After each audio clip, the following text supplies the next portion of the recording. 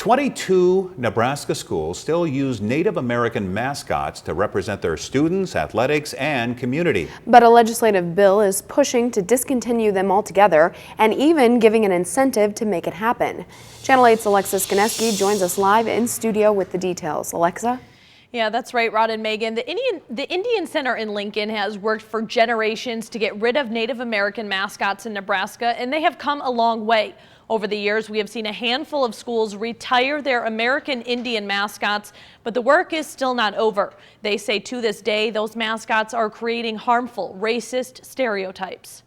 You know, it's really unacceptable and it's embarrassing to Nebraska that we still have 22 public schools in our state that use Native American mascots. And, you know, there are members of the tribes that say this is hurtful, and I think we need to find a way to do something about it.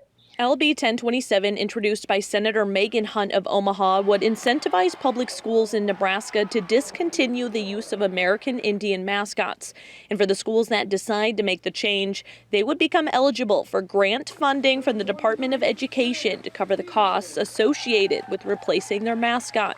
Each school would be eligible to apply for a grant of up to $200,000. I understand that there's a big cost that comes to public schools when you're basically changing the whole brand of the school. And there are schools that want to do this, but just simply can't afford it. And we know that schools are already stretched thin. Erin Poor, a citizen of Cherokee Nation, backs this proposed bill 100%. She says Native mascots harm Native kids and leave them vulnerable, especially when it comes to their mental health. And so when we're talking about schools, educational environments that are supposed to be safe, affirming, inclusive, empowering, uplifting, Native mascots do the exact opposite, and they harm, they degrade, they belittle Native people, including the Native students that they serve. Erin has spent years visiting the Sioux County community in Nebraska's Panhandle, home of the Warriors, and she says seeing their mascot makes her cringe. You have that image blazoned